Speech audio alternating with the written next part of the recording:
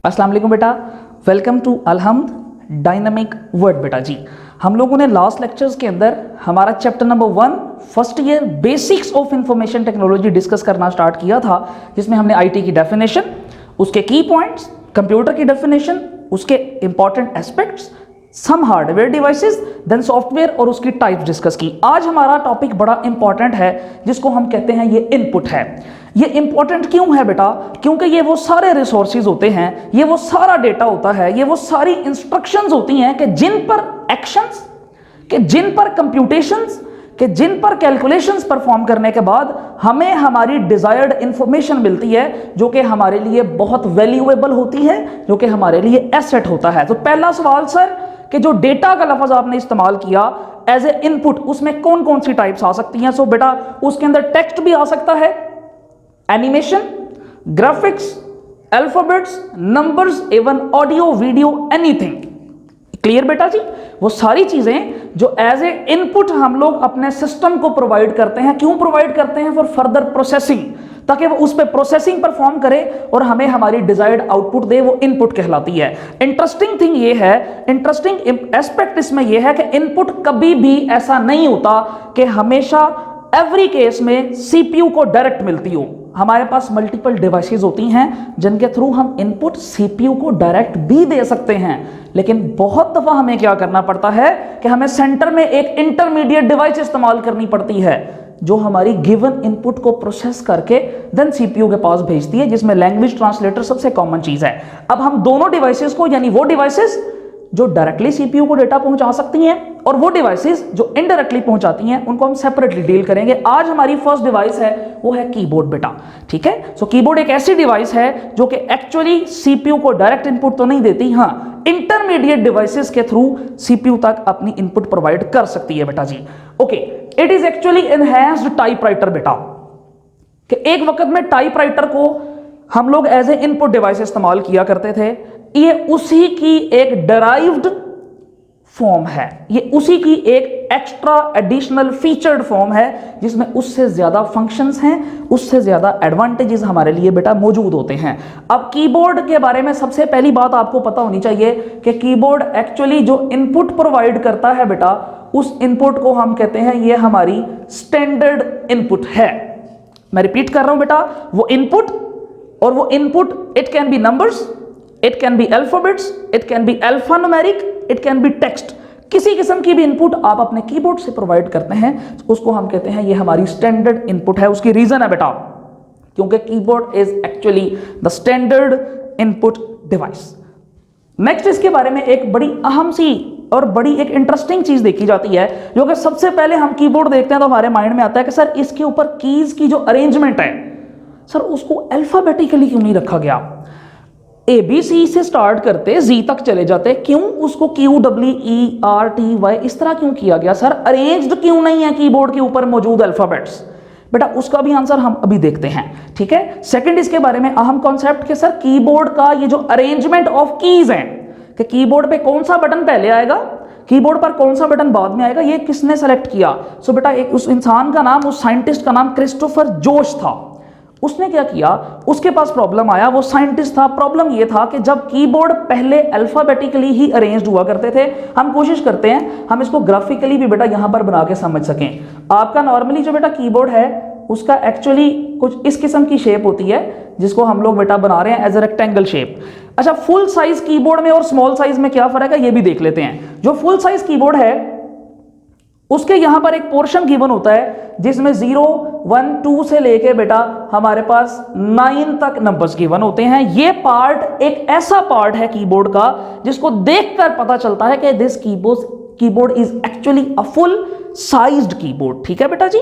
जो full sized नहीं होता उसमें ये वाला पोर्शन नहीं होता, इतना इतना कीबोर्ड मौजूद होता है। सो फर्स्ट कीज जो हमने यहां देखी बेटा, उन कीज को हम कहेंगे ये हमारी न्यूमेरिक कीज है बेटा जी। मैं रिपीट करता हूं, ये जो कीज हमने लिखी है बेटा आपके सामने 0 से लेके 9 तक, इन कीज को हम कहते हैं ये हमारी न्यूमेरिक कीज हैं, जिसमें नंबर्स गिवन होते हैं। सेकंड वन बेटा, इसके अंदर जो कीज गिवन होती हैं वो एक पोर्शन बेटा यहां पर भी बना दिया जाता है, जिसकी बहुत सारे लोगों को तो पर्पस ही नहीं पता होता बेटा। वो कीज कौन सी हैं? F1 से लेकर F 12 तक, यानी फंक्शन कीज इनको हम कहते हैं बेटा जी।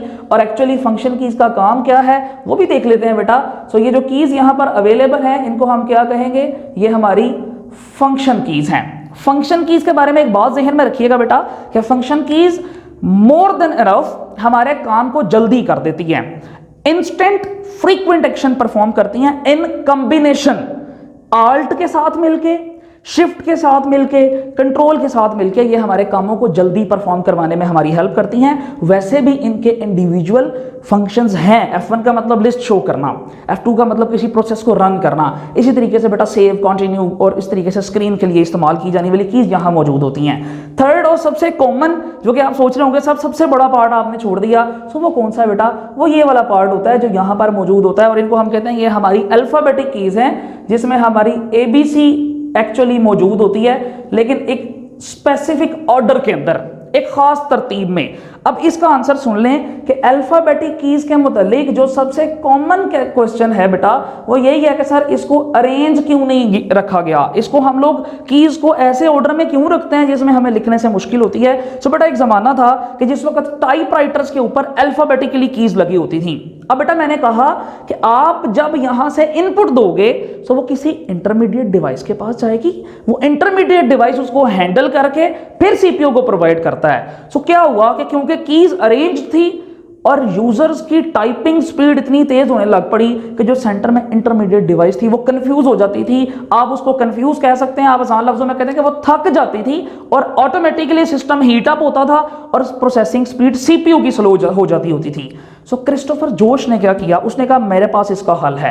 आप क्या करें, आप कीबोर्ड के ऊपर जो कीज हैं उनकी अरेंजमेंट चेंज कर दें, आप उनको रैंडमली लिख दें ताकि यूजर को लिखने से पहले याद करना पड़े कि कौन सी की कहां पर मौजूद है। उससे फायदा क्या हुआ बेटा, उससे फायदा यह हुआ कि उससे एक तो यूजर्स की टाइपिंग स्पीड कम हुई, यूजर की टाइपिंग स्पीड कम होने से इंटरमीडिएट डिवाइस जो सेंटर में, जिसको आप लैंग्वेज ट्रांसलेटर आसान लफ्जों में कह सकते हो, उसकी प्रोसेसिंग स्पीड और उसका हीटअप होना कम हो गया, उसकी प्रिसीजन ज्यादा हो गई और सीपीयू ने अपना काम अच्छा करना शुरू कर दिया बेटा। सो ये एक बेसिक रीजन थी जिसकी वजह से कीबोर्ड की कीज को बेटा आगे पीछे कर दिया जाता है। ठीक है बेटा। सो ये इन कीज को हम कहते हैं ये हमारी अल्फाबेटिक कीज होती हैं बेटा। इसके अलावा आपके पास जो कीबोर्ड पे कीज मौजूद होती हैं बेटा वो ये पोर्शन है बेटे जिसके अंदर 4 तरह के एरोज आपको नजर आते हैं, जिसको अप, डाउन, लेफ्ट, राइट कहते हैं। और एक्चुअली इनका काम क्या है, इनका काम है कर्सर को कंट्रोल करना। सो इनका नाम बेटा बन जाएगा कर्सर कंट्रोल कीज। कर्सर किसे कहते हैं, जो राइटिंग पॉइंट आपको सामने नजर आ रहा होता है जब आप लिखते हैं। सो एक एरो टाइप, एक इस तरीके से चीज ब्लिंक हो रही होती है, वो आपके राइटिंग के साथ साथ मूव करती है, उसको कंट्रोल करने के लिए कर्सर कीज इस्तेमाल होती हैं। नॉर्मली गेम्स खेलने में बहुत ज्यादा हेल्पफुल होती हैं बेटा। सो हम कौन कौन सी कीज पढ़ चुके हैं, हमने पहली की पढ़ी न्यूमेरिक कीज, हमने पहले की कौन सी पढ़ी, न्यूमेरिक कीज जिसमें 0 से लेकर 9 तक नंबर्स थे। सेकंड वन अल्फाबेटिक्स, क्यों ऐसे अरेंज्ड हैं, जो कि चेंज है, हमने बता दिया। अच्छा एक बात देख लेते हैं, हमने कहा कि अरेंजमेंट ऑफ कीज के अल्फाबेट्स को कैसे अरेंज करना है। Arrangement of keys on keyboard, keyboard पर बटन्स की तरतीब को हम एक्चुअली उसका क्या कहते हैं, हम कहते हैं ये उस कीबोर्ड का लेआउट है बेटा। ठीक है बेटा जी, ये उस कीबोर्ड का क्या है, ये उस कीबोर्ड का लेआउट है। और सबसे कॉमन जो लेआउट्स बेटा हमारे पास मौजूद हैं, सबसे पुराना उसको हम कहते हैं डीवी और एक्ट, और आजकल जो इस्तेमाल हो रहा है वो क्वर्टी कीबोर्ड होता है बेटा। क्वर्टी कीबोर्ड में क्या है कि यहां पर एबीसी से स्टार्ट करने की बजाय उसको इसी तरीके से स्टार्ट किया जाता है जिस तरीके से उसका नाम रख दिया गया बेटा। क्लियर हो गया बेटा जी। अल्फाबेटिक कीज थी, फंक्शन कीज थी जिनको शॉर्टकट के लिए, फ्रीक्वेंट एक्शंस के लिए इस्तेमाल किया गया, और देन हमारे पास कर्सर कंट्रोल कीज जिनको कर्सर को, पॉइंटर को कंट्रोल करने के लिए इस्तेमाल किया गया। जो लास्ट कीज बेटा हमारे पास रह जाती हैं वो यहां पर मौजूद होती हैं, जिसमें एक्चुअली नंबर्स भी होते हैं और अल्फाबेट्स भी होते हैं। इनको अल्फा न्यूमेरिक कीज कहते हैं, जिसमें symbols, hash, exclamatory mark, dollar sign बेटा वगैरह मौजूद होते हैं। ये हमारा आज का टॉपिक था। Now that's time to refresh बेटा जी, हम रिफ्रेश करने लगे हैं, जरा ध्यान से सुनिएगा। हमने आज का टॉपिक स्टार्ट किया जो था कि इनपुट क्या होती है। हमने कहा कि input is actually any data और इंस्ट्रक्शंस, कि वो सारा डेटा जो कि चाहे ऑडियो है, चाहे टेक्स्ट है, वीडियो है, एनिमेशन है, ग्राफिक्स है, जो कि हम कंप्यूटर को प्रोवाइड करते हैं। और क्यों करते हैं?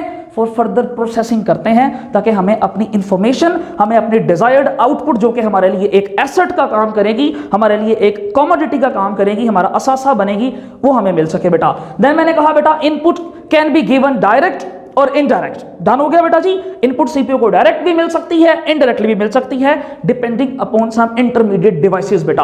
पहली डिवाइस हमने स्टार्ट की कीबोर्ड, जो कि इनडायरेक्टली सीपीयू को इनपुट प्रोवाइड करती है, जो कि है क्या चीज? एक्चुअली एनहांस्ड टाइपराइटर है, कि पुराने जमाने में इस्तेमाल होने वाले टाइपराइटर को एडिशनल फीचर्स के थ्रू हम लोगों ने उसको ऐसा बना दिया कि वो हमारे आजकल इतना इस्तेमाल हो रहा है। और that is the most common input device.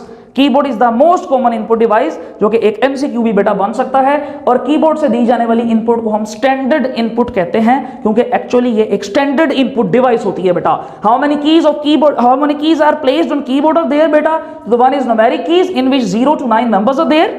One thing. Second, there are cursor control keys in which there are upward button, downward, rightward and left down button बेटा। ठीक हो गया, जिसके थ्रू हम अपने कर्सर को यानी पॉइंटर को कंट्रोल कर रहे होते हैं बेटा। उसके बाद अल्फाबेटिक कीज हैं। अल्फाबेटिक कीज में ए से लेकर जेड तक अल्फाबेट्स मौजूद होते हैं, जिनको आप स्मॉल या कैपिटल में कैप्स लॉक की, जो कि यहां पर मौजूद होती है बेटा, उसके थ्रू कर सकते हैं। और लास्ट हमारे जो कीज थे बेटा, वो आपकी फंक्शन कीज थी, जिनको हम लोग फ्रीक्वेंट एक्शंस के लिए, शॉर्टकट्स के लिए इस्तेमाल करते हैं, नॉर्मली इन कॉम्बिनेशन बेटा, शिफ्ट, कंट्रोल, ऑल्ट वगैरह बटन्स के थ्रू। सो बेटा ये हमारा आज का टॉपिक था, जिसके अंदर हमने क्या किया? हमने एक ऐसी डिवाइस देखी जो सीपीयू को इनडायरेक्टली इनपुट देती है। अब नेक्स्ट लेक्चर में हम वो डिवाइस देखेंगे, कौन सी डिवाइस है जो सीपीयू को डायरेक्ट इनपुट दे रही है, मतलब सेंटर में इंटरमीडिएट डिवाइस ही बेटा मौजूद नहीं होगी बेटा। सो बेटा अपना ख्याल रखिएगा। अल्लाह हाफिज।